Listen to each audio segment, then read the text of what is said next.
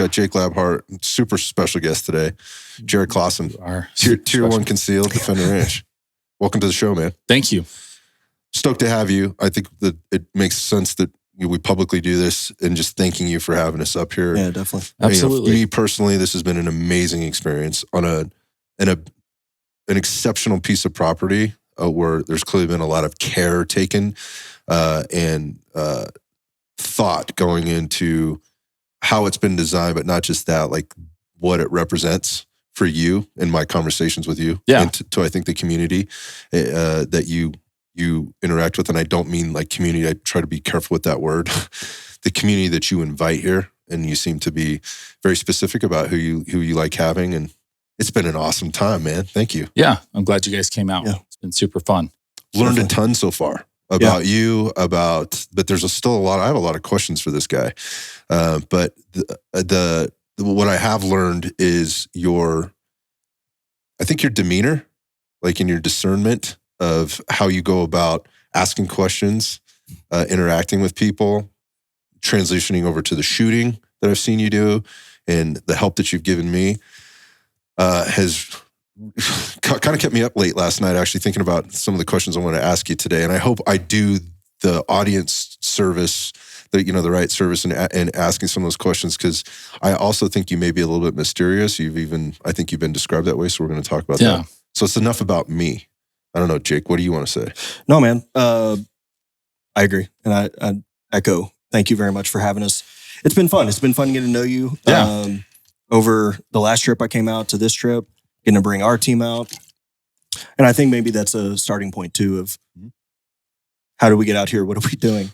And I think that, we had talked some on social media, but then Aaron, we've met through like tactical games, and we just run in some similar crowds. Yeah. And I think talking through on social media, yeah, man, I just think it was a cool opportunity of like, hey, can we come out there? I think you and I have talked about this, I think maybe I'll talk about my shooting process, but I'll let you echo yours.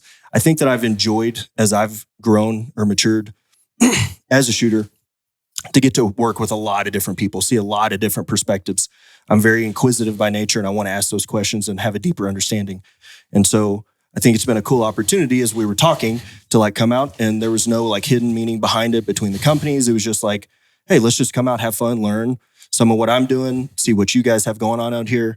And then it was like, I enjoyed the last time I came out, and it was like, hey, could we bring our team out and just train together?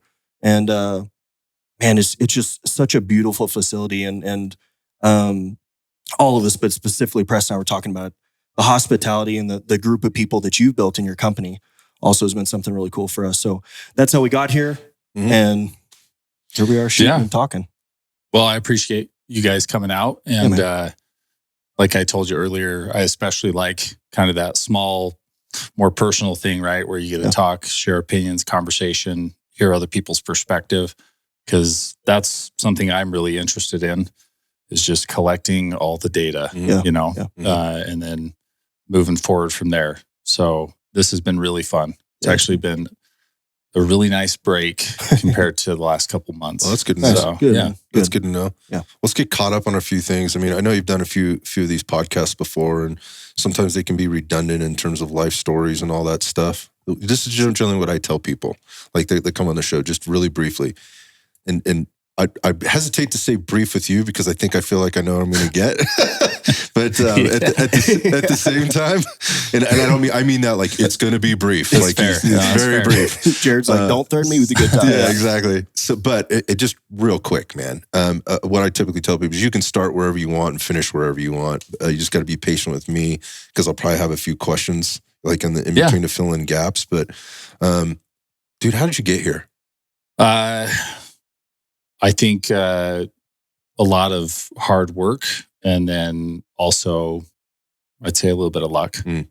Some things lined up just perfectly because I'm a normal guy, actually probably below normal, and struggling, working jobs, trying to figure it out, taking care of a family of 4 kids, and trying to figure out life and how to survive. And then worked in the oil and gas industry, price of oil drops, and that's really what led me into getting on social media. And back before, we'll say back when you could grow, which I didn't even understand that. I just was encouraged by some friends to post some shooting videos on social media. So I did, and some of them got a pretty good amount of attention. And then it kind of snowballed from there. Companies were offering me, hey, we want to send you this, get your opinion on this product or whatnot, which the life I had lived before, that was actually really exciting, because some of these things were stuff that I was never going to afford. You wouldn't have access to. Yeah. And so I was like, oh my gosh, this is amazing. Yeah. And so I got different products, and that's where I kind of learned some things within the industry. And I shared my thoughts about stuff, right? And you mean social, like on social media? Yeah, on social media. And that's where I kind of learned. I did feel pressure, even though there really wasn't a lot of actual conversation telling me. I just knew that I had something to me that was very expensive, internal. And so I was just like, hey, I want to reciprocate by saying good things. I do feel like I was genuine in my opinions about anything that I did talk about very briefly. And if there's a problem, I'd reach out to them. Yeah. So, and there's been lots of stuff that I've sent back. So they said, hey, I'm not here to hurt you, but I'm also not here to peddle something that I don't. You don't believe in? Yeah. Well, the issue with that is if somebody does that, you tend to end up being kind of the customer service point of contact that people are angry with. So anyway, through getting that, I was like, this is awesome. I've got all this stuff, but I still can't pay my bills very good. Yep. And I'm like, I've got my own ideas. I'm going to do this part-time. I've got some design thoughts because I've always bought holsters for, whatever gun I was going to carry.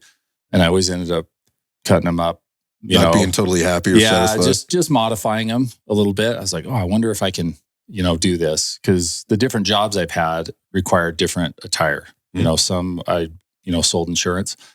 I'd have to wear like dress clothes, suit and tie, and, other ones, I was typical labor type stuff. So, and then some I was not allowed to carry at my job, and nobody makes that decision for me. So I had to carry differently, to be more discreet with it at those jobs. So I was always modifying stuff. And so I was like, hey, I've got my own ideas. These are things that I've tried and I've seen. This is what I like. This is what I don't like. These are failure points that I could address this way or whatnot. So I did that with the intention of going, I'm going to supplement my income and be the guy in the garage. And so I just launched on social media, on Instagram. And within 2 weeks, I was full-time.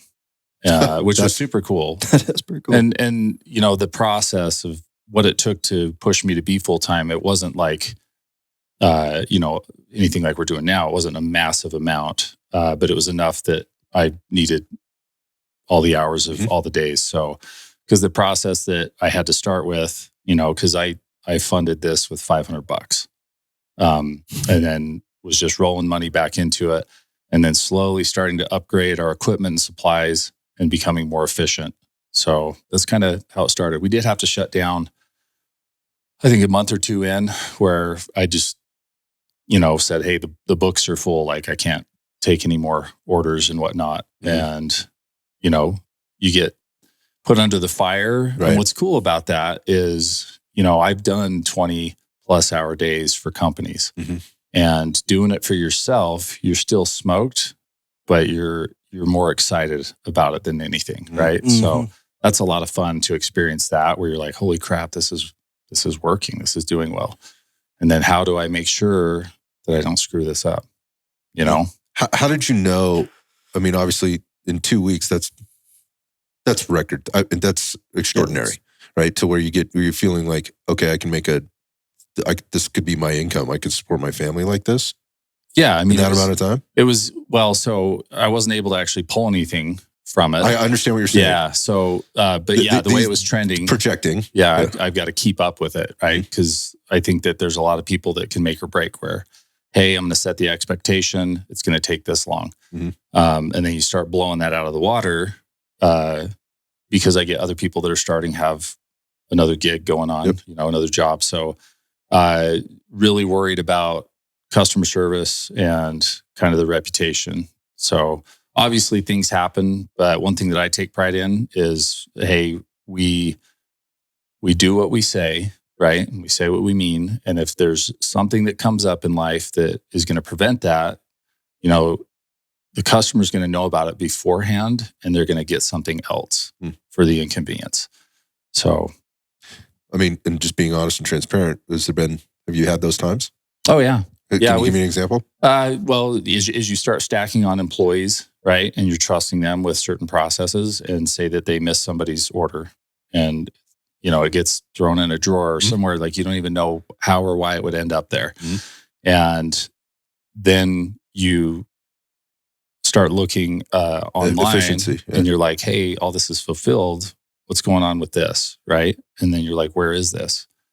And then you realize, wow, we don't have that amount of time that we set now. We've got to crunch this. And then depending on what that is, it might be something's not in inventory that they ordered that was in inventory. The inventory was off. Yeah. So now it's like, hey, we're going to call this person. We're going to let them know what's going on. We're either going to offer a discount or throw in, a hat and a t-shirt, something like that.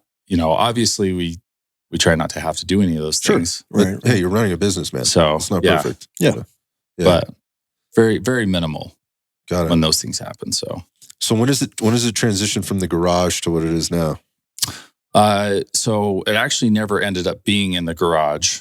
I was selling insurance and I had a buddy who had a older commercial building and I had an office that I was renting for like $100 a month. And so great place to start when you're talking about overhead costs. Yeah. Just started doing it in there to start. So, and that's the other thing is like some of the people along the way that were supportive and they were friends, but they weren't like your inner circle friends or, people that you've known for years and years. It's just good people. And he saw that it was expanding and he's like, hey, this space next door, I got nothing going on. They finished up their lease and moved out. He's like, you're welcome to use it, until I get somebody who wants to lease it. Nice. So he let me expand into there for free, which was helpful. And then it got to where we needed more space than what he had. Yeah. So we transitioned. That was up in Brigham City, Utah. And so we moved down into West Haven, Utah to a shop. And we were there about a year before that wasn't enough space. That's fast growth, man. Wow. Yeah. It's been a wild ride of excitement and stress and all the fun stuff that comes with it. Can we talk numbers for a sec? Yeah. I'll ask. I know you won't answer or you'll tell me I'm not answering that. Just fine. How many holsters we do in a month?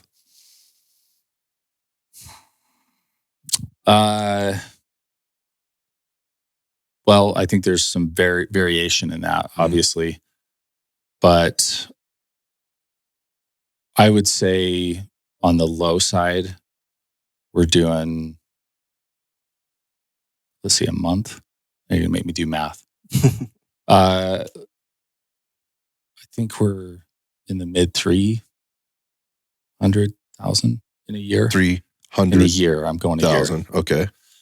Yeah. Holy shit. So, and that can vary. Sure. On there. I'm sure there's probably some bigger orders that come in that skew things a little bit. And is there some seasonality to this at all? Have you been able to notice that? Nothing is predictable. Yeah. So we'll see this, and then when the gun control debates start coming, or there's something going on in the country. Usually a lot of political sway. You'll see upticks, and then you'll see some downticks and whatnot. So, and I wish I could predict that better. Yep. Yeah. But that's kind of what I was asking. It comes in quick. Yeah, that's and who's buying your holsters, man? Like aside from me, because that's what I have. I mean, that's a good question. Like, who are your customers? Well, obviously people that carry. So tons of civilians, citizens out there.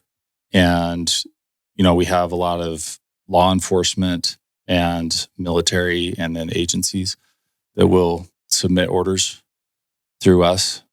So kind of everybody. A mixed bag. Yeah. Yeah.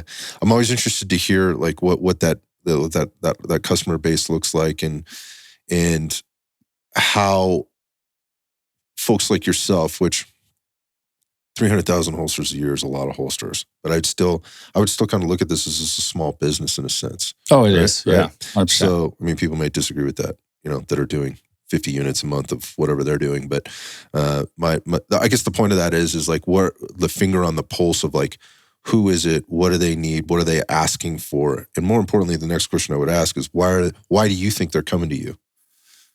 Well, when I started, I needed to make a living, and I also said, hey, if I'm going to do this, I want to be able to support my product.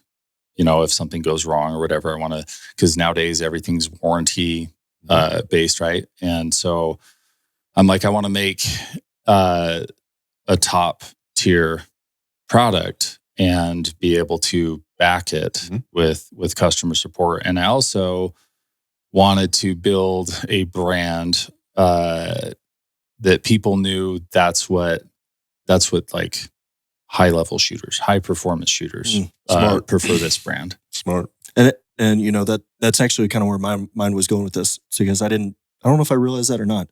So you were doing the shooting stuff before you started the company. I didn't realize that. Okay. I didn't either. I was going to circle back to that. And so sorry if you don't mind. No, go ahead. I was going to say. So I'm kind of curious, how did that come into play in terms of just, I know you would not say this. You were a phenomenal shooter. In terms of before you started Tier 1 Concealment, you were already doing shooting. You're obviously a very good shooter. If you were posting stuff on social media or wherever and people were already super interested, was that just a hobby at that time? Yeah, so I wasn't doing any competing, and I actually still really haven't done much competing. I think I've maybe shot like 9 matches total, and just started shooting not too long ago again. It took about a 7-year break or a 4-year break or something. I can't remember what it is. Yeah. But I was watching, because I'm obviously into guns, so I'd watch a lot of content with the shooting. And then I decided that I'll go the more entertainment route with shooting. Because back then Instagram had 15-second videos. There's not a whole lot that you can communicate in 15 seconds. And so I did kind of like some exhibition shooting stuff, shooting some aerial objects or something really small or something really far. And that seemed to fit good in a short clip and be entertaining. So... And then after I did that, it became hard to articulate because I didn't realize that people could take your video and repost it and crop out or modify stuff. So, I was on some relatives. Actually, they're really not my relatives. It's my uncle's in-laws that owns a good amount of property in Utah. So much so, that I could shoot around into the air and go pick up the round and shoot it again as far as I could go. And it still wouldn't be off their property. Okay. But people don't realize that. And then when I started putting disclaimers, like, hey, this is... I'm saying this is creating controversy. Yes. Like, way to go, dude. So, And so I'm just like, okay, I'm not in the neighborhood doing this stuff. And so I would post kind of a disclaimer, hey, this is on fenced private property type thing. 7 billion acres. Relax. And then people were taking that video. So I put it in the description and then they repost the video. So I put it in the video and then they would take the video and crop that out. This is wild. So then I'm like, okay, I'm going to go a different route with that. And so I just started doing more typical training. And about that time, the videos got longer, stuff like that. Yeah. Gotcha. Yeah. So in that, like obviously to do those types of shots, you already have to be extremely proficient, right? Yeah. I grew up just playing with weaponry. Yeah. That's basically what I did as a kid. I was either killing fish with spears or bows, or throwing knives or tomahawks, or shooting pellet guns, stuff like that. And I know we've talked on this some, obviously just through this trip, and even we talked last time I was out here, but Sal and I talked about it yesterday too. I don't know, maybe that's becoming too much of a buzzword, but I just feel like it's very common. The process of like how you've built to get where you are in the shooting and all that kind of stuff. As I get to know you more, how your brain calculates and builds process, you're very analytical. And it's interesting for me as I listen to you, because I learn a lot. I like asking questions. That said, I'm curious to hear, so you started off as a child, like doing all those different things. Where did you start really building that process to then kind of around that, again, that exhibitionist shooting to now? I'm just kind of curious, like when did it start becoming very conscious that you were building it? Or is it just your mind always worked that way? You see what I'm asking? Yeah. So good that you brought that up, because I wouldn't consider myself to be analytical. And if you asked if I consciously thought I'm in a process, never thought. All I thought was, that's cool. I want to do that. Or I wonder if this can be done.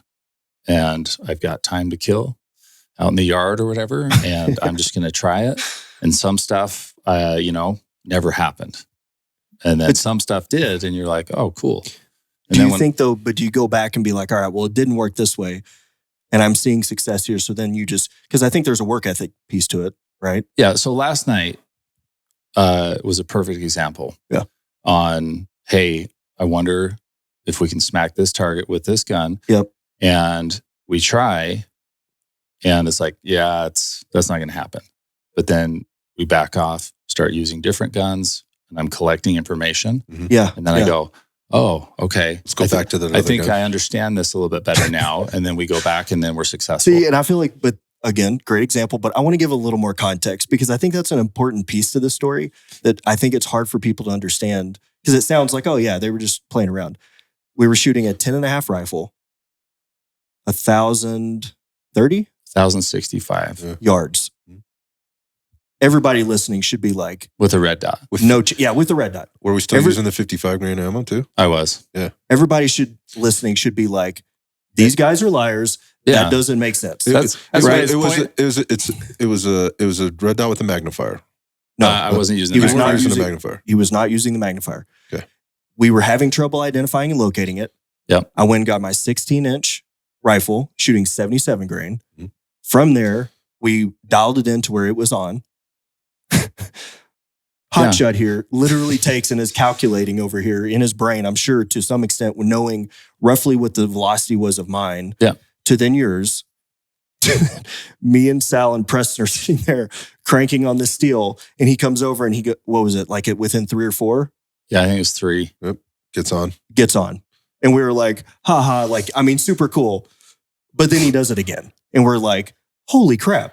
And this is what I'm saying is I think you feel you're not analytical, but I do not agree with that. Like not consciously. Yeah, not consciously. Yeah. I agree. I agree with. But your brain processes at such a fast speed. Where Sal and Preston over here are still working on the gun that we know we can calculate. Right. And he just picks up this other rifle and's like, oh yeah, okay, sweet. Pew, pew. You know, we're like, gosh dang. And it's just it's cool to see. But it also is for people that are like that. Because I mean, I don't think you're like alone. You're the freaking Rain Man walking around or something. No. But I think that it's interesting because even like Sal, who's an extremely good shooter and knows his gun and his ballistics, all that kind of stuff. I think for us to see it, it's like, okay, like just like you said, that's possible. Yeah. Okay, so now how do we refine that process? Because even Sal last night, when we were shooting that 55 grain out of our 11.5s at 600, 700, Sal was like, I cannot believe this is even happening. And Sal's like one of the better shooters I've ever shot with. Mm-hmm. So then we start seeing that. And so it's just a cool process to see kind of like as you've done that through time. But you can't, and I hear what you're saying. It's not conscious. It's never been like a specific aha. Yeah. I mean, a lot of people were like, hey, can you explain to me like how you're doing this or like kind of lay it out? And I was just like, geez, I don't know. I haven't really thought about it. Articulating it is a different deal. Yeah. So, and that's always been an issue for me is to try and articulate what's something. In your head. Yeah. But one thing I do appreciate about you as I've gotten to know you, because I think again, being inquisitive, I ask questions. Some people are like, yes, I can. This is exactly how you do it. I feel like when I ask you a question, it's almost like it depends.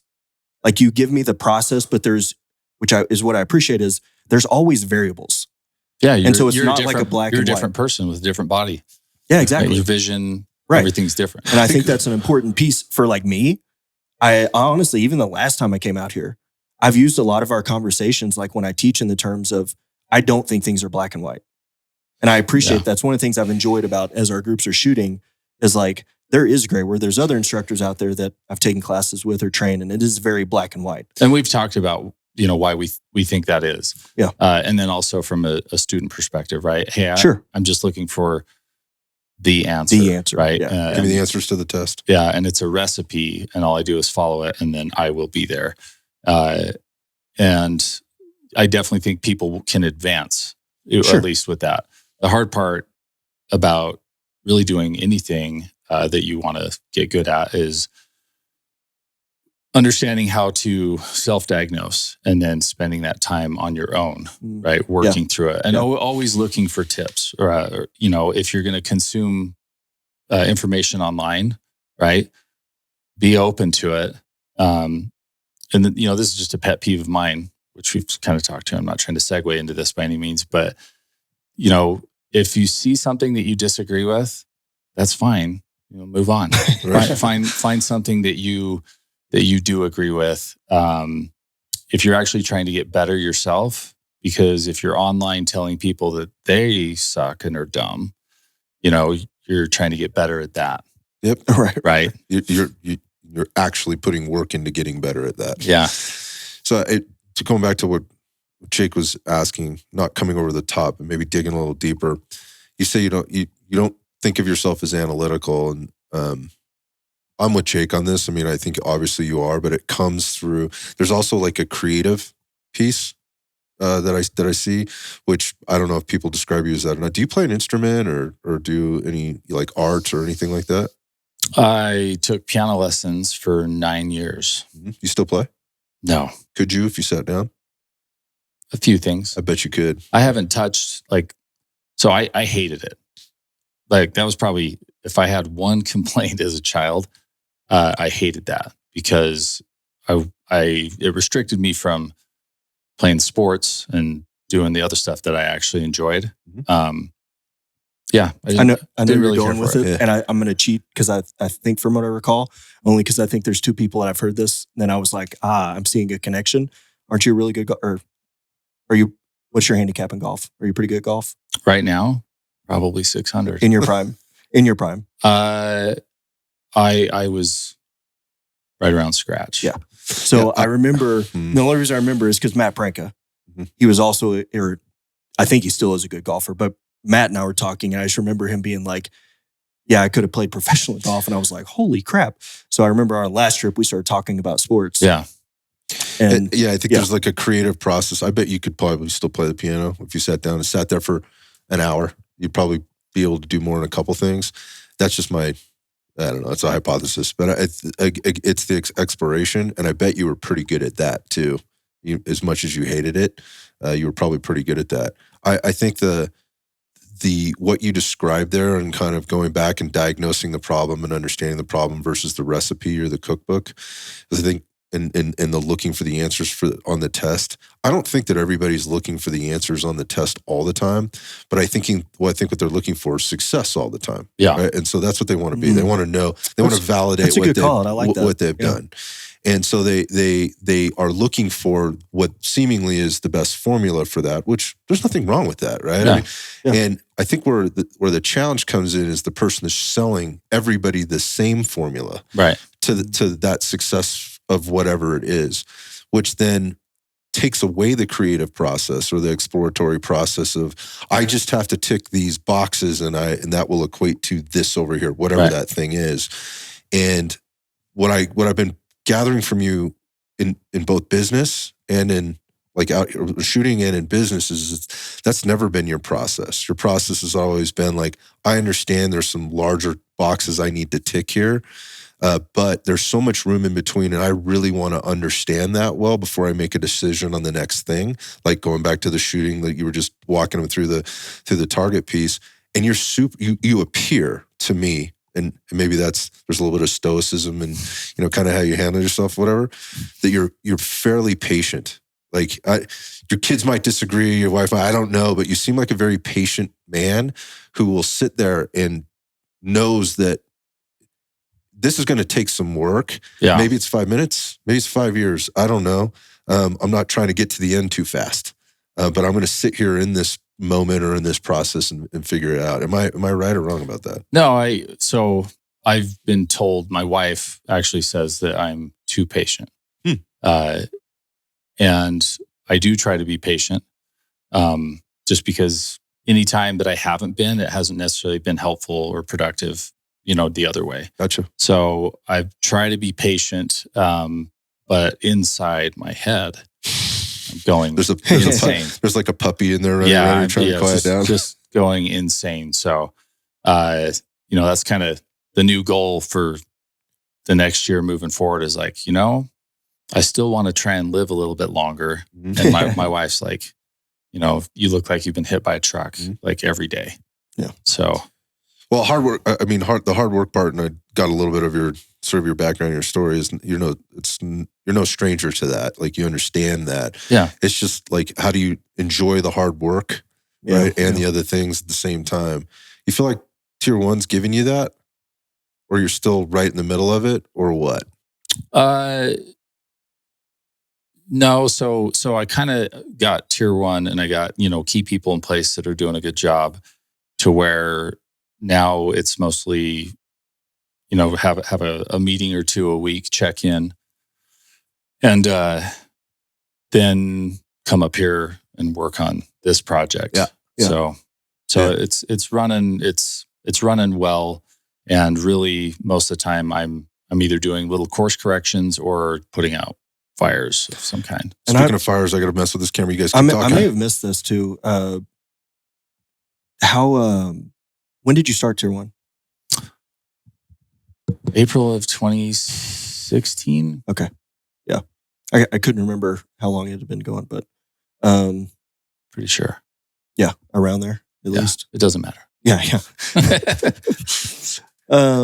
So Defender Ranch. Yeah, let's talk about the ranch. Yeah. Do you have anything out the gate you want to share about it? Or just what was your thought process? Like, how did it come to be? And whatever you want to share about it first. I mean, I have questions, but I'll let you. Yeah, I mean, open it.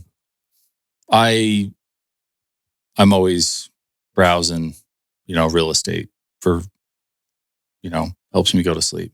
So I spent a few years just looking at different properties and whatnot, because where I grew up, it was country, tons of fields. I'd be helping farmers throw hay on the trailer and all that stuff as a kid. Yep.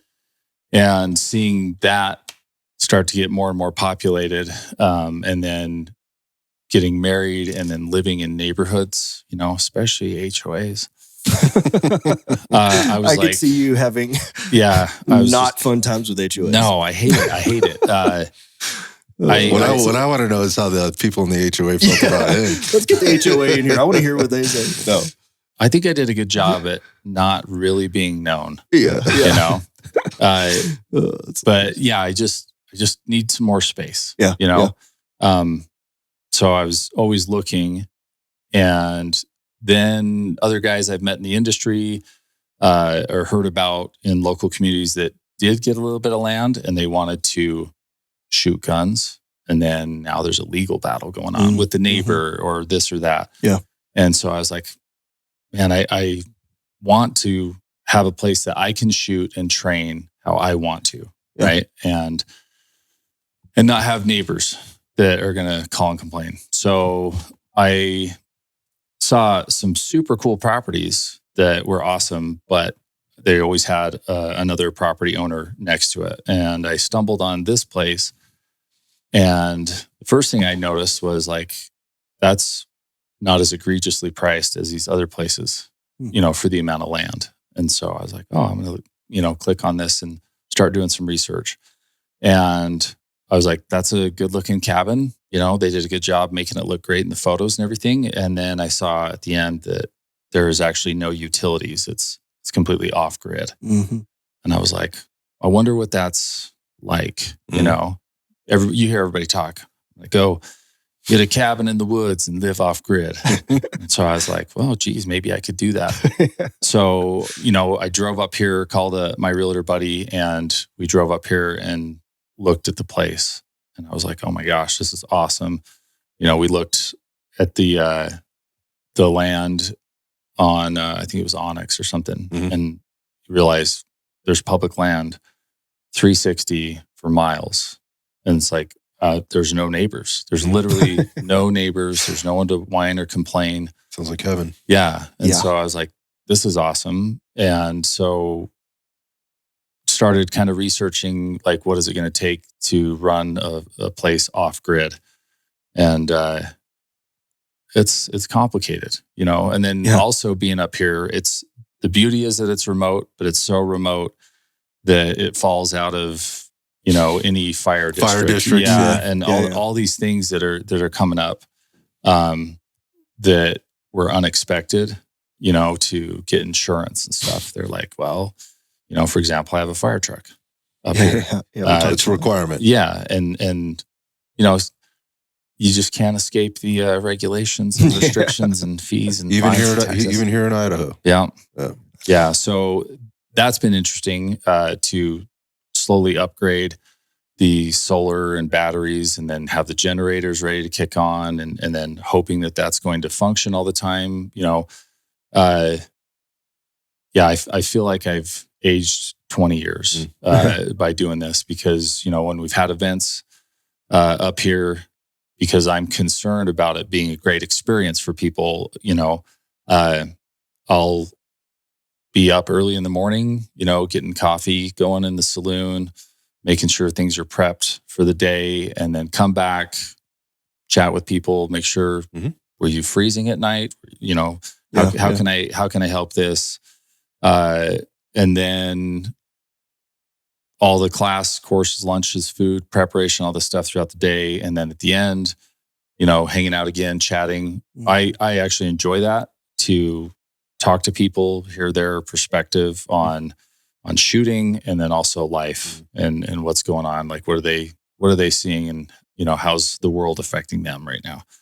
So I'm interested in that. And so I end up shooting myself in the foot basically every night. Mm-hmm. Burn the candle both ends. For last night as well, right? That's a lot of energy. So I'm up at till 2 or 3, and then I come inside and I look at my phone, which I shouldn't, and then it typically reignites. Oh, I got to handle this or solve this. So a lot of nights of going to bed at 4 or being up at 6. Yeah, it's a process. And so when you got this place, what was here versus what was not here? So this main cabin and the guest cabin were, and the barn. Okay. So it was just those, and it was just a dirt road. It didn't have the gravel or anything. And when it was wet, it was rutted out, super muddy. So I had to gravel 1.5 miles of driveway.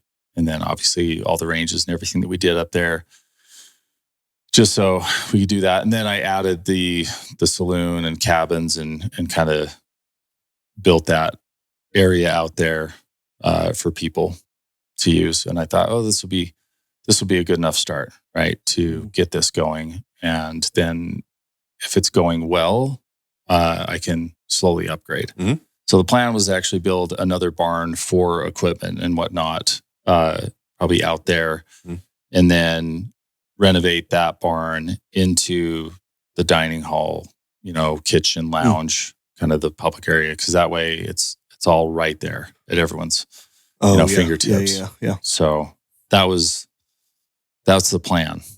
Yeah. So how's it going? Everything but the barn's pretty much done. Yeah. It's, of course, I mean, we got 20 cabins up here. Yeah. Yeah. So there's 20 cabins. They're awesome. And again, the environment just in general, we get to see what you got to see for the first time, when you came up with your real estate agent. It's amazing. And we go out to the ranges out there. There's at least 3-4 bays, on the way out. The one that we're in, where we've been in, is it's 100 yards wide, 100 yards long.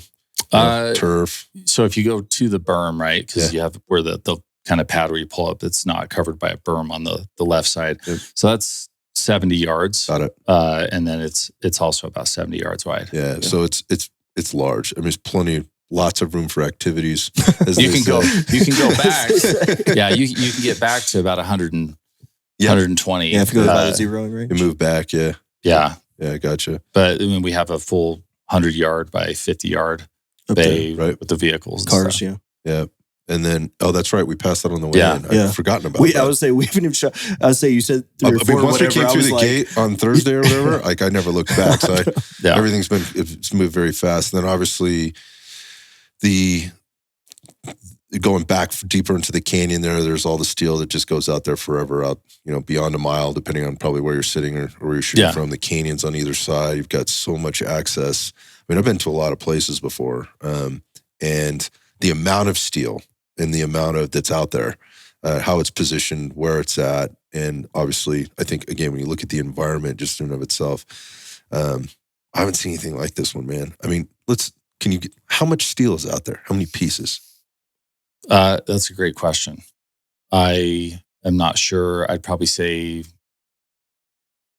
150 to 200. I would have said 200. But I've also got probably another 100 that hasn't been put. We've been too lazy to hike up. You've had some stuff going. Yeah, on, it's been super hot and running a company and all. Yeah, getting access up there really hasn't been a great way. Yeah, gotcha. So you're either going to hike down steep canyons, man, or hike straight up. Steep walls. Steep walls and a lot of rock. Yeah. And and I know we said this when we started, but one, we appreciate it, but two, you've done an awesome job. I think that, like Scott said, I've been very fortunate to travel to some nice places in the world, but also some really nice ranges. And I would say the only other place that's been even, I would say, in the ballpark is a very, very well-known range on the eastern part of the United States, I guess. They're not even close. This place for people, it's just beautiful. I think you've done an awesome job with it. I know you said, like, as you've kind of had to be like, hey, was it cold last night? All those different types of things. Y'all have done a great job of refining that process to where we come in. And I understand that wasn't the specific intent of like an event per se, maybe. But to be able to just come hang out, it has been. Yeah, it's been pretty incredible. This place is awesome. Yeah, we come out and we're getting to shoot and train and do podcasts and all these, build the drill that we're shooting. But man, it's just like takes so much off of your plate of like, wow, this is such an awesome experience. Be able to relax and just enjoy it.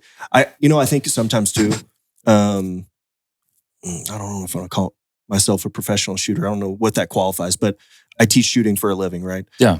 I think sometimes I still enjoy it. I enjoy the process of shooting, but still sometimes it's still work. Oh yeah. You know what I mean?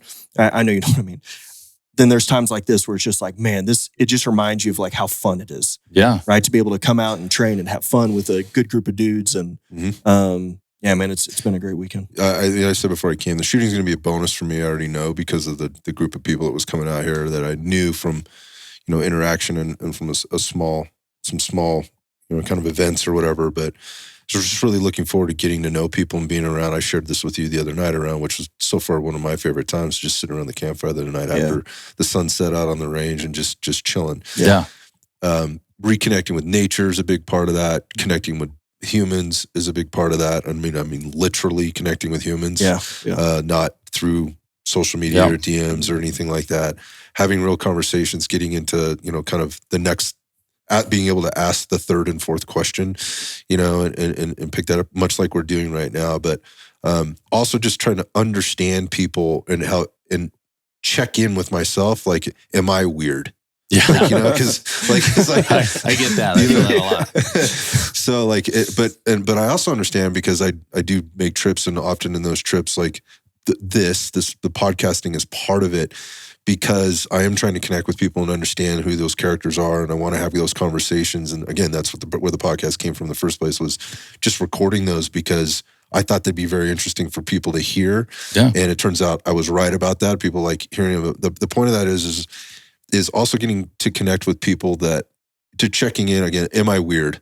Because where I live and reside is I am very much an alien. Yeah. But to also be grounded in, like, it's not like just because I live in a place that's very much a bubble inside a bubble from the outside perspective, people look from people looking in, again, that's smack dab in the Silicon Valley of Northern California.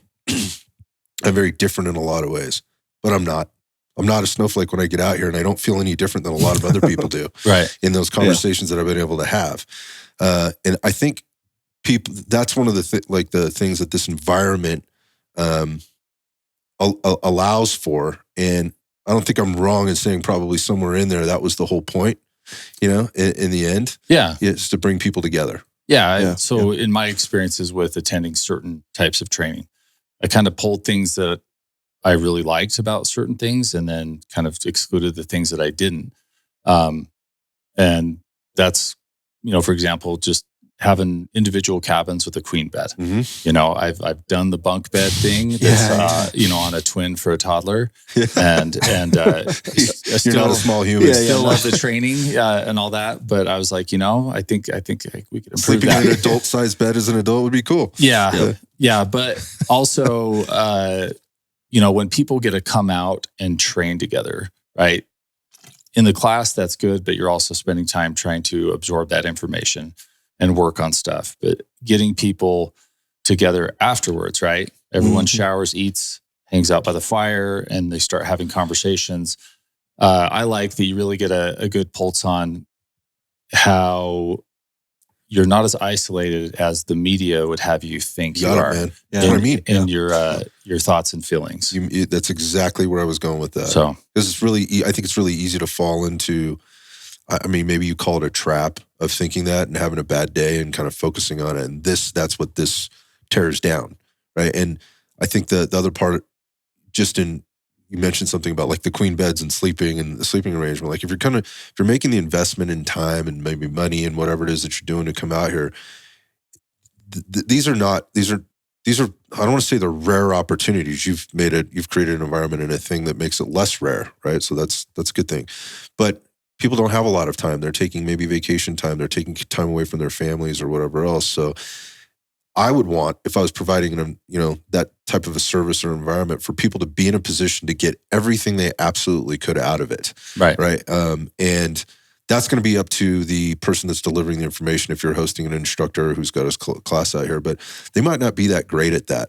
No, it's true. You're setting them up for a good deal of success in a lot of ways. And the other thing that I think, going back to like what exists here, aside from Defender Ranch and Tier 1 and everything else, is what you mentioned keeping your finger on the pulse of kind of what's going on. Like, is what I'm doing working? Let's go back to the process you just walked through and kind of like figuring out that shot, that long shot, like testing or checking in with what just happened right there. And is this the right thing? Yeah. And then how do we make an adjustment to it if necessary, while also validating your own shit, for lack of a better term. And I think that's different. And so what I say about that is, or I guess what I say all of that to say, while there is revenue to maybe be drawn from this, I'm not imagining that there's a ton of that coming out of here right now, right? No, quite the opposite. So that's what I mean. Yeah. But how dedicated you are into seeing it through the process. Maybe it works, maybe it doesn't. I don't know, but maybe it's I know I need to continue down this process to really make that final decision of whether or not this is something different than what it currently is. I don't know if that makes sense or not. Yeah. No. I'm always looking for an opportunity or to do something. And I've kind of dropped off the face of the earth, as far as what a lot of people see for the last almost 3 years of just how busy this has been and how much work that I'm trying to do myself. And then getting it up and running and then trying to incentivize people to come out here, right? To see what it is. Because we've got lots of cool media, but I still just don't feel like it actually does justice to when you see it here in person. Oh, I was saying that to you the other night. Have you been to the Grand Canyon, man? So I've driven by it a few times. Well, that's what this reminds me of. I could take a million pictures of it and nobody will get it. Sorry to cut you off. No, but going through it, seeing kind of what the market is, and then having this place the way that it is, the upkeep on it being off grid, and so far remote, and getting employees or people to help with certain things, and what that costs. So I eventually, I'm kind of right in the thick of that, weighing, okay, how plausible is this? Is there ways to modify this so that it will work? Because, in order for me to have that kind of service support structure there, it's going to be more expensive. Sure. And then, our current economic situations aren't helping anybody either. And so those are things that some things are inside your control, maybe, and some things aren't. Yeah. Right. And so just making decisions on, okay, do I need to hold off on doing this for a year? Because I've been thinking about taking a year off because I've got a wife and 4 kids. And I also, would like to see them more. So, that's, a priority. And I'm going, okay, like this has taken a lot more than I even anticipated. Sure. So maybe I'll step back and reanalyze over that. And it's one of those things where you crunch the numbers and you go, it's actually more affordable for me to step back and let it chill than it is to try and run, the classes. So yeah, I totally get that. On that note, I just wonder what your perspective of, because you mentioned a few things. You mentioned things that are happening maybe within the economy, maybe within industry, like politically. These all influence both of these things, whether it's Defender Ranch or Tier 1 in a way. Yep. And being able to put your finger on certain things, or maybe not. Like, I don't really know about the seasonality thing, but just seems every time like one of these decisions come through, we either see an uptick or a downtick and whatever's going on. So I wonder kind of what your take is, what your perspective is sort of on, let's just say, the firearms industry, which is a very large, broad thing, but maybe more specifically like the training industry, which this really caters to, both your products really cater to, as well as obviously just providing a really solid product to an armed citizen, responsible citizen. I wonder what your viewpoint is, or kind of what you see based on the things that you've seen over the years and your very intimate experience in the business of it. Where is it right now? What's your take on the training space, firearms training space right now? I think we're gonna forget about that. Yeah, I figured. It's giving me too much. I figured. I just wanted to. You told me to remind you. Sorry. Thank you. Yeah. Sorry. So I think that obviously the economy and people's money they have available to put towards something like this is being affected. So I see some things slowing down, and I also see kind of trends that are going on within the industry that are making maybe some up and coming or different instructors more appealing right now than some others that have been. Tactical versus practical is a big thing, and me personally, I like it. I like to see it go that way, because people getting a baseline of a skill set, right? It's going to be easier to layer on the other things that go on. Oh, you mean like the full kit, helmets, and things like that? or decision making. Yeah, because gotcha. we talked. I'm being facetious. Yeah, with movement, right? We talked about how if somebody's using all their bandwidth to just make the bullet go where it's supposed to, right, and then you say, "Hey, can you move for me?" Right, and you just push them over the edge, right? The more you get pushing that and ingraining that into subconscious, you can layer on some of these other things. And so I think that the practical shooting is what I would say is the way to go. The less I have to actually spend time really thinking about what I'm doing on that, frees up bandwidth to start doing other things. And then you can start marrying it together. Yeah, and you see exactly. that in Yeah. competition, practical stuff. So as far as like the industry as a whole, I mean, I have a lot of ideas, but I'm also wrong a lot about my ideas. So I hate to actually say anything with any type of certainty, especially since I've been fortunate enough to be in this place for the last 2.5 years, and not really have a whole lot of outside contact in ways. So and I think too, I was definitely not expecting this is the thing and we can fix. I knew that was not going to be your answer. Yeah. But I also appreciate, again, I know we've talked about this numerous times at different points in this trip and last trip, but I appreciate that because I think there's a lot of things going on. Again, we're seeing this shift in the practical shooting, tactical, all this kind of stuff.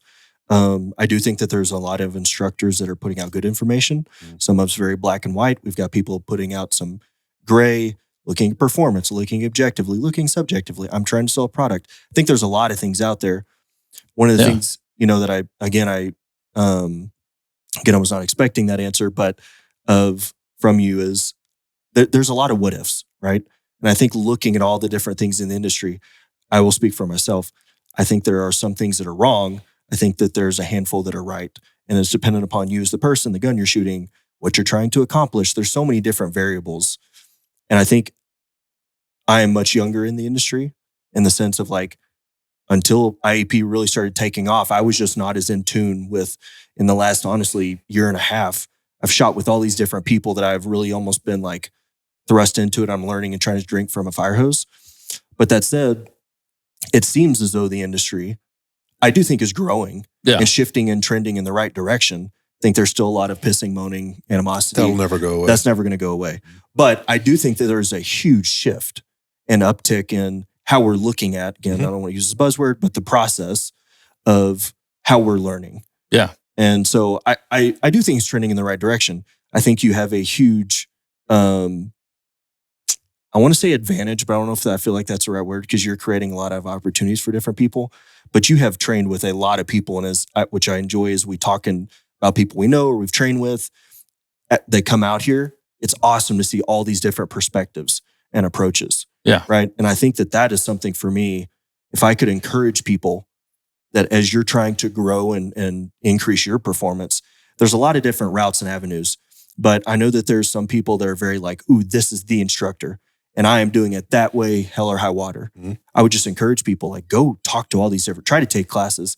And again, I think you brought up a good point about economics right now of, classes cost money, and money is, I don't know how many money trees are in people's backyard, but there's also a lot of really good information out there on social media.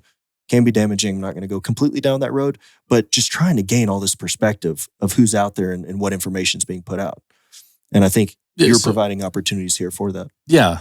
Let's talk about, obviously taking classes, right? Yeah. Let's just talk about the social media aspects. Yeah, that's a good one.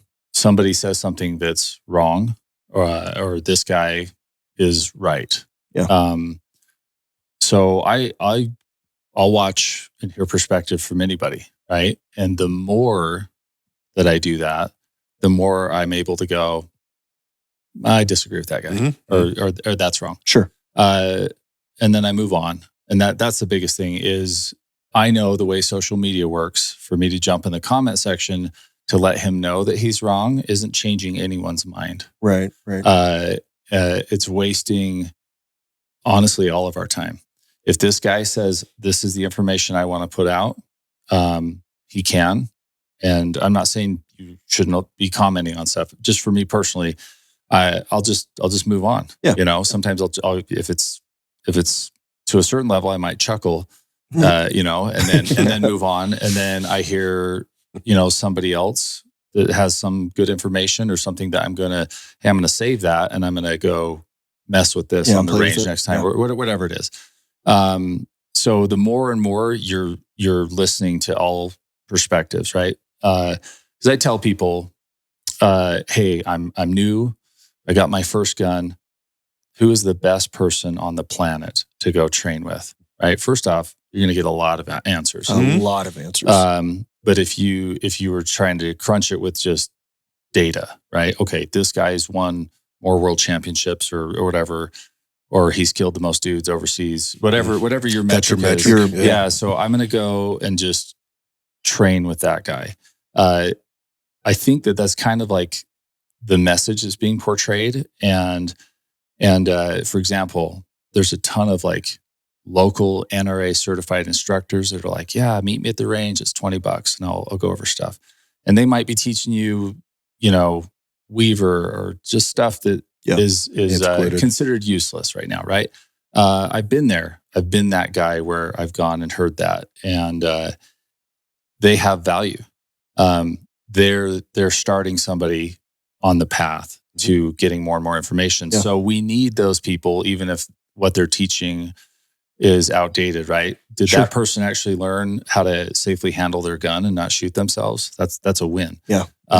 So there's all these different levels as well as budgets of people. And so however somebody's progressing, as long as they're continuing to progress, right? That's kind of on the individual at that point, because if they go take that and they come out and they're like, I'm Jason Bourne. Like, we're done here. I got it all. I got all the training, right? That's a them issue. Yeah. At that point. You said something yesterday when we were shooting precision guns. I'm pretty sure it was yesterday or somewhere recently, where it was like, information's free.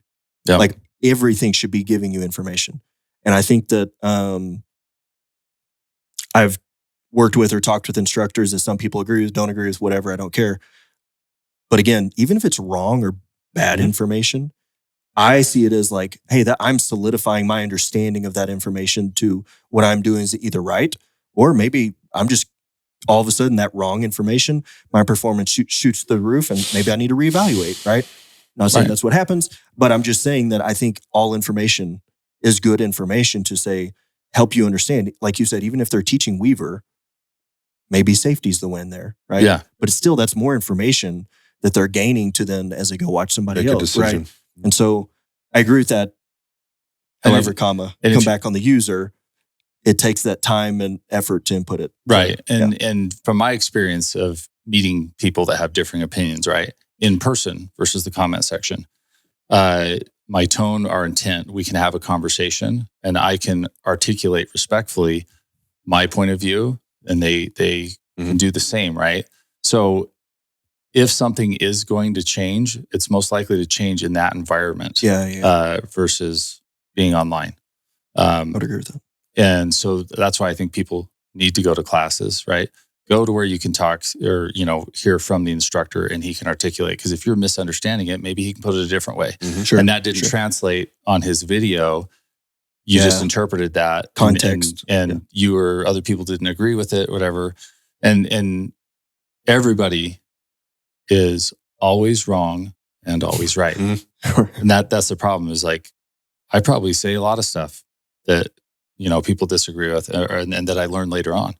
Well, that was wrong. Glad I figured that out now. And that's the whole process with shooting, or really anything. So it's hard for me. I like social media in a lot of ways because of what it's, provided as far as opportunity to me. And more importantly, the amount of friends and people I've got to meet that are all over the country. Like that wouldn't have happened. I'm in my local community, and that's pretty much what you got. Yeah. So actually getting to see and meet all these different people and, hear their life experience, in the shooting community, but also personally, it's just opportunities to learn. Yeah. So definitely.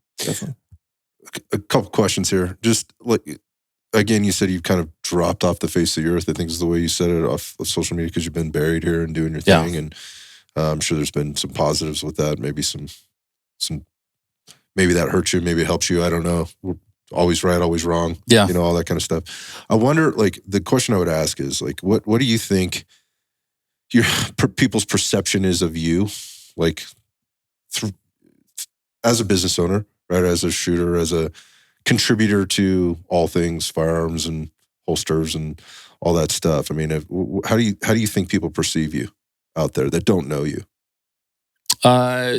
So like we talked about the other night, some of the feedback that I've gotten from people that come out here is I'm kind of a mystery. I typically, if I am on social media, I rarely have much to say. And it's mostly because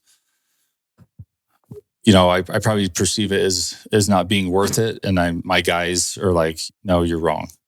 You should say stuff and talk more. And I'm trying. But for me, I see the benefit of having a in-person conversation versus posting something. Totally appreciate that people can just throw stones at or clip your video. This is what my camp, I'm in this guy's camp and everyone else is dumb, and he's the savior of the training community and stuff. And that's where I'm interested in getting better. And I'm interested in helping people get better. And I'm interested in having conversations because I'm not here just to tell you stuff. Like I'm wanting to hear your thoughts and opinions on stuff too. And you just don't really get that a whole lot with social media. And because I know that I'm a normal human being who can say stupid stuff and make mistakes. And I also am limited only with my experience and my perspective. Smart. So it's really hard for me to jump on and say, this is the way to live your life. You know what? You want to be successful, right? Because you perceive me to be successful. You're the perfect customer victim of me because tell you what, I've got this.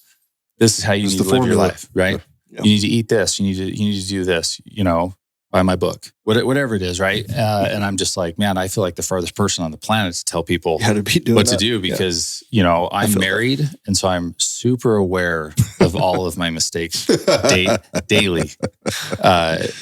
And that's where I'm just like, geez, I'm still working through it on a daily basis, trying to figure it out.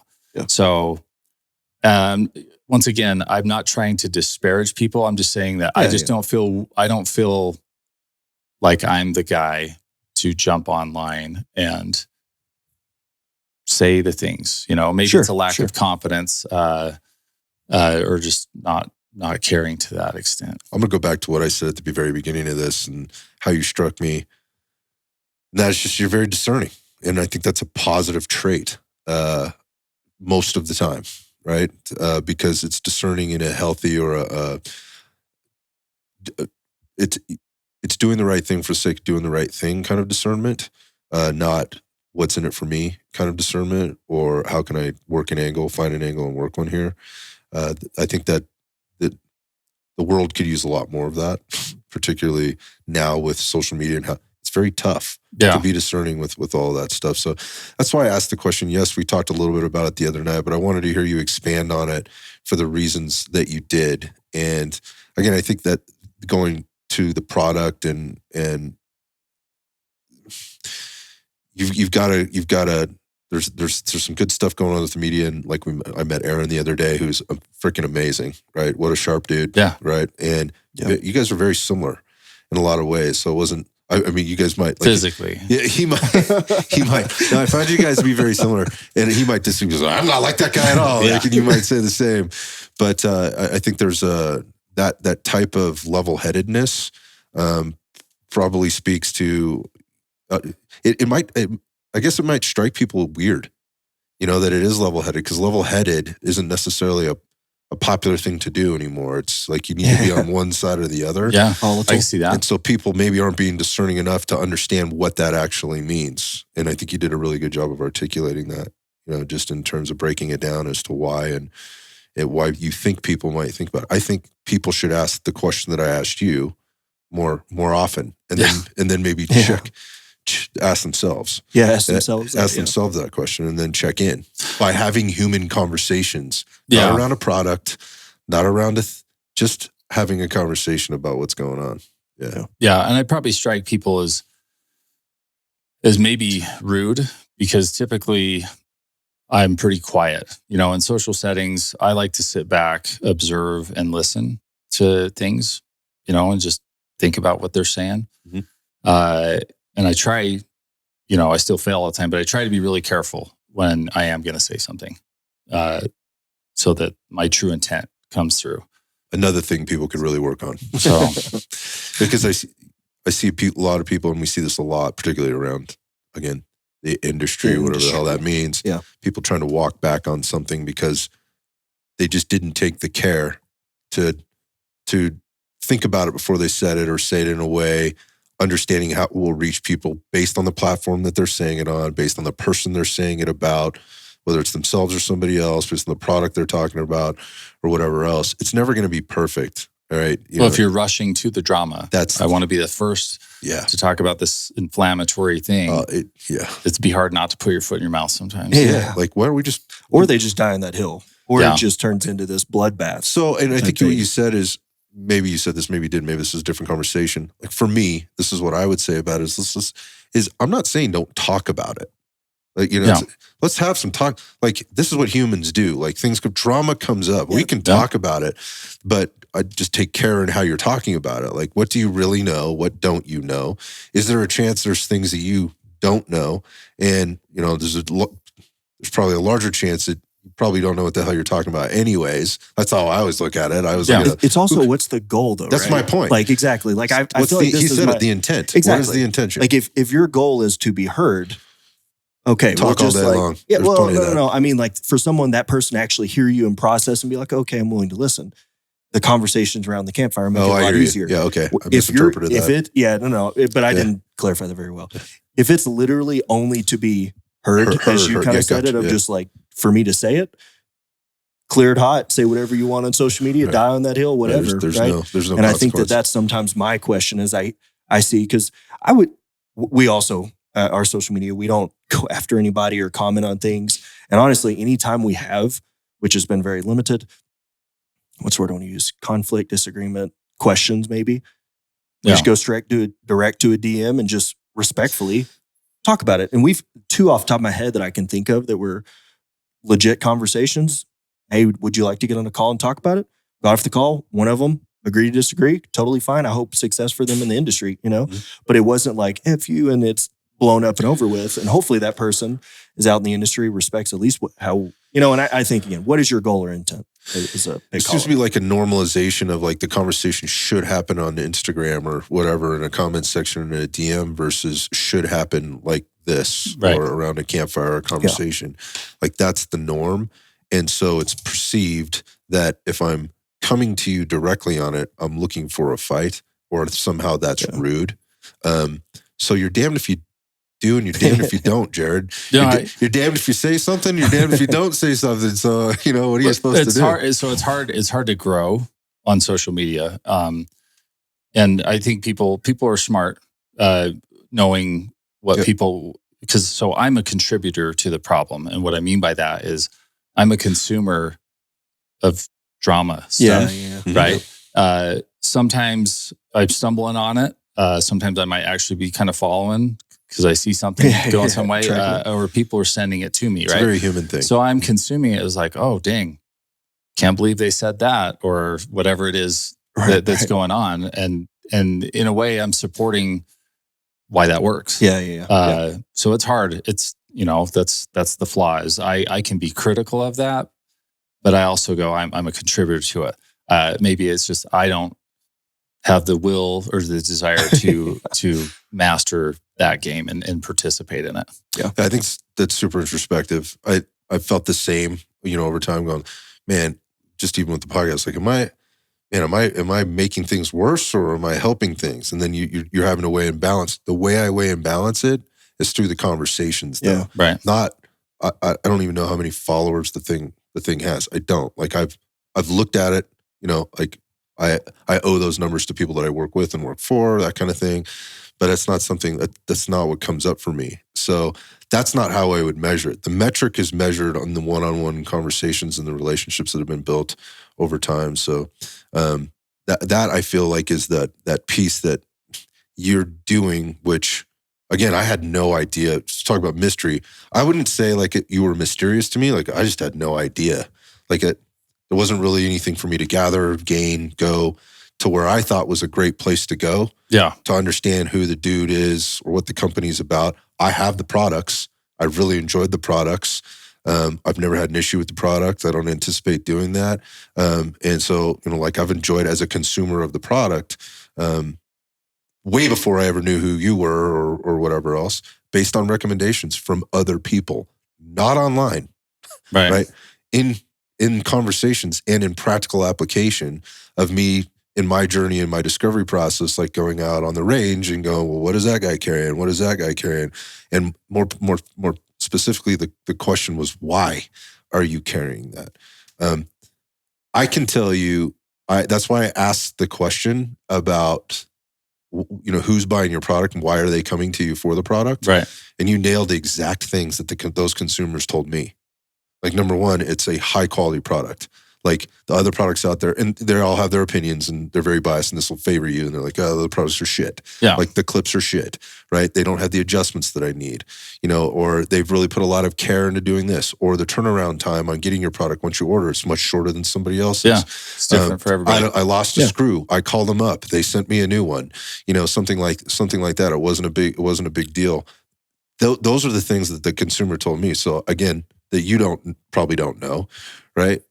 You do know, but you don't know them. Yeah. So the point is, you do have your finger on the pulse, I think, in a sense. And so, with the product in and of itself, that's what consumers tell me. What do you want people to know about the product? Like, is there something that people miss, or is there something that that's mysterious to them, about the product? I guess this would be hard. Because everyone's going to be different stages of their life, different journey and training, right? But what I wanted was not only to have a gun on you, right? If you're going to take on the responsibility of having a gun, right? I want you to also be encouraged to train and understand why certain people will carry certain types of holsters or gear, and understanding why accessibility, speed, all those things do matter. Durability. Yeah, right, exactly, all of that. And the further you get in your shooting career or training, that's when people start to understand, like, hey, this allows me to actually, it's supporting me to be better, to allow that to be better. Because I can be the greatest shooter in the world, but, if my gun's in a backpack in my car and I'm in my office, I'm limiting myself. Yeah. So it's a really complicated answer, I guess. I don't know there's so many ways you could take that. But yeah, essentially just having something that is going to allow you to perform, if that ever arises. Yeah. Mm-hmm. So... Well, I mean, we're seeing people perform all over the range with it, this weekend or this week. But I don't think it was hard maybe for you. But my I guess what I would say about that is I think that's what people want to know. Like that's what I wanted to know. Yeah, right. That's what I wanted to know. And again, going back to my hunches about people wanting to hear these conversations and the things that they want to hear about, I think people want to know who they're getting their shit from. Yeah, I think they want to know the people behind the thing, and social media has been obviously very valuable in that, but I think it could be also very detrimental. Yeah, I agree with that. And at the same time, the hard part is getting that message out in a world where things can be modified, twisted, turned, taken out of context. There you have it. Yeah. So, and I have a hard time, like showing a lot. For example, my goal of having Tier 1 being known as a great company and not known as Jared's company. That's more important to me because I would like it to continue to grow. Whether I leave or kick the bucket or who knows, whatever it is. And I don't want to have everything be the Jared show. Mm-hmm. So because I'm not doing it by myself. Yeah. So it's not the Jared show. I get that. I get that. It's been anything but that this weekend. That's for sure. Yeah. No, I respect that a lot. I think that, I do think there has to be there has to be a face. Yep. Right. Yeah. And why? I don't know. Maybe what I'm going to say. That's what I was told. Who's the face of like a big company? I know there's obviously there are people that have big companies, but they're more of a face because they're insanely wealthy. They're multi-billionaire, right? Correct. But I'm talking about kind of a medium-sized, who's the current face of McDonald's? I don't know, but I don't shop There. there. They're not medium. I don't shop there. I don't consume their product. Right. I don't think it's a very good product, so I don't care. I think like Scott said too, which, and this is what something, as IEP's grown, because to be honest with you, that was very much what I wanted was, I definitely did not want to be the face. I wanted it to be a team, and it absolutely 100% has. I'm not saying it hasn't. But I think that people want to know and have a face. More than ever. And it makes it more personal, I feel like, is at least how it's been articulated to me, which I do think we've really tried to do that. That's social media. And I was going to say, everyone's individualized brands, essentially, right? Yeah. Like makes me different. Yeah, this is the person, this is the guy. Yeah. And then people can relate to it. And that's the other thing is there's a lot of people that really post a lot of their personal life. Like, here's where I'm at right now. Here's what I'm eating. This is what my wife's wearing today. This is me and my kid, and stuff like that. And I don't, like, you do you. Right. There's nothing wrong with that.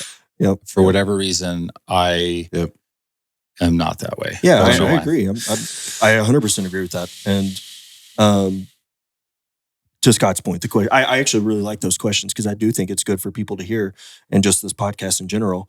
But I'm going to echo also what Scott said. The team and the culture that you've built, again, very resonates with, both of our teams out here of getting to train together. It was genuinely just a good time, right? Of good group of people. And I think that that's something that's important for a consumer to hear. Because I think too, like, and I would think you would agree with this, of like, same thing for me as a consumer, right? I do enjoy getting to know whatever I'm supporting is hopefully a good thing, good people, good culture, right? And so, they're good questions. I think in the end, what people are looking for in that, like, again, putting a face with the company and things like that, like you mentioned, like Jeff Bezos, kind of thing. Yeah. Like, he's either Dr. Evil to some, or he's a hero, to others because of what he's been a part of in terms of building. And both of those people use his company. Exactly. That's exactly what I was about to say. Yeah, exactly. Exactly what I was about to say. So in different words. Yeah. Yes, you are right.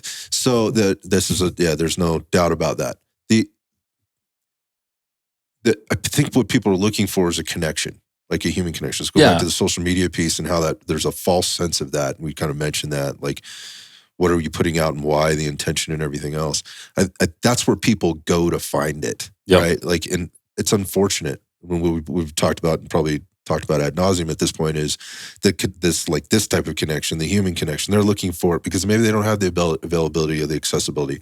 I've said it a million times. I'm extraordinarily blessed, and I feel uber fortunate to be in the situation to even be sitting here, having these conversations. Not everybody gets that. So they go to podcasts, they go to Instagram, they go to YouTube, whatever it is, to try and find like that. So understanding where the product is coming from for them, with all the products they can be choosing from, right? And all the personalities that are out there. There's enough pie to go around for everybody. Yeah. Right. And so understanding who your little piece of the pie is coming from when you decide to consume that product, consume that media, you spend your hard-earned dollars that, have less value than they did, a year ago, for all the reasons we kind of were talking about in the first place.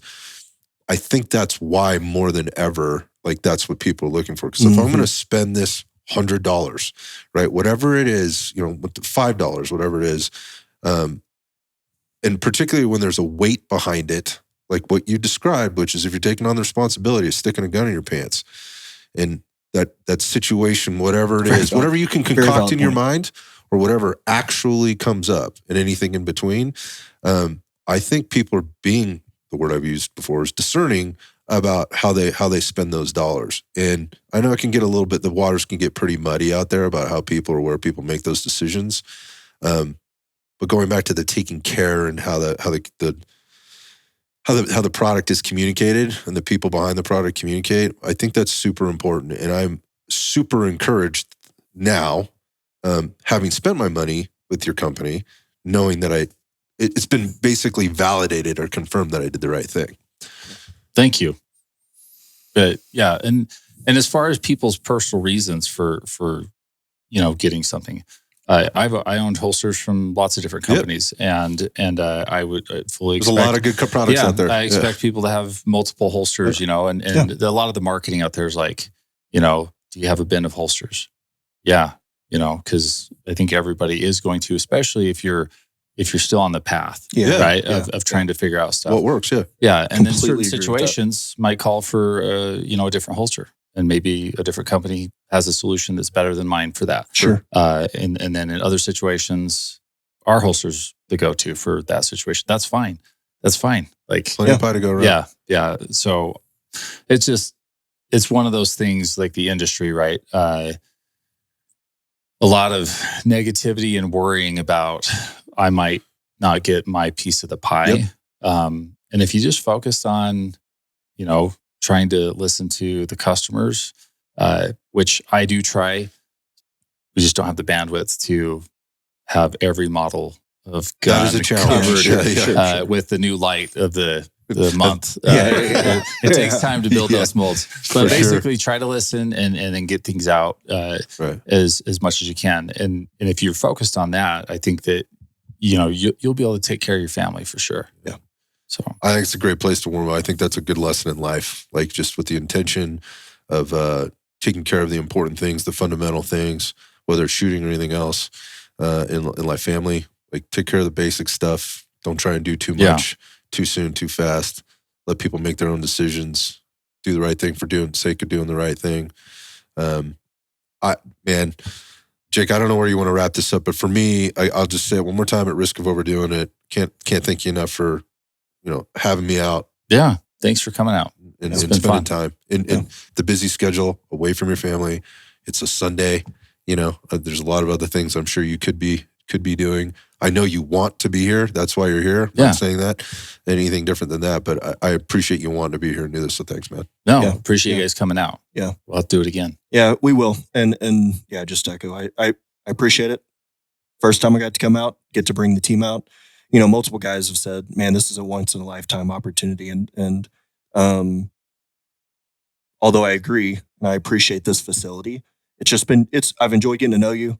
I think this is a great podcast because I think that it's good for people out in the industry to get to hear you and who you are. I will say, I know you don't like this, but for those of you that are out there listening, if you're watching Jared's stuff, he is as good of a shooter as you can see on social media, which I have trained with a lot of really high-end shooters, and I cannot say that about everybody.